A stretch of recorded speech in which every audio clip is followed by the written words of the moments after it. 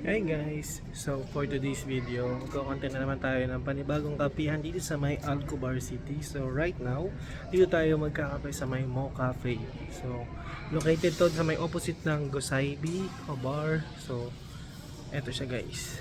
Pakita ko sa inyo dito sa kabilang entrance.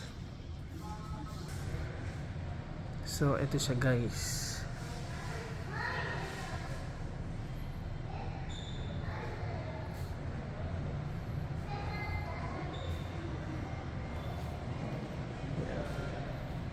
Doon tayo upo sa kabilang side.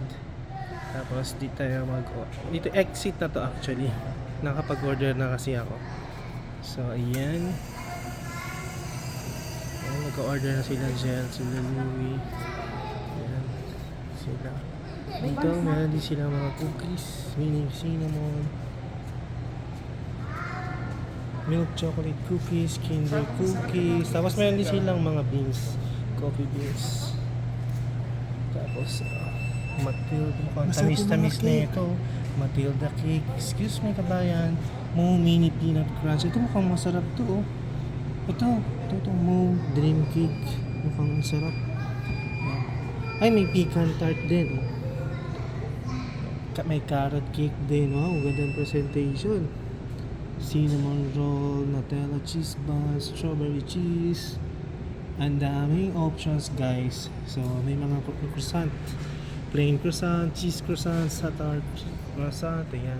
So ito yung counter niya. So nantay ko na lang yung order ko. Tapos dito tayo upo guys. Ganda nung unang nakita ko to sa TikTok. Parang spaceship yung loob. Super bluish yung kulay ng mga content na nakita ko. So maganda yung loob niya, futuristic siya. Ayoko mahagip kasi yung Sauding family doon. So yan siya. Yun lang. So yun lang yung ating quick content. So pasyalan na rin itong Mo Cafe. Located lang to sa may hinala lang to ng ano nga ba? Centro Hotel. So Le Meridian, Centro Hotel. Tapos ito yung sa dulong-dulo. Tapos ito yung stoplight na malaki. May malaki. Yun. So dito lang yan. May entrance dito. Tapos sa kabilang side, kung doon kayo manggaling, may entrance door din doon. So yun lang yung ating quick update. Magbabalik po si Aldrin Nation for more Saudi living updates. Bye guys! Ay mamaya pakita ko pala sa inyo kung ano yung order natin. So, bye! Namimili pa sila. Let's go!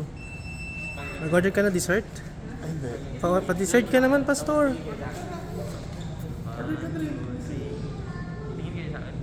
So, kape-kape na tayo guys. Yan yung mga kasama natin.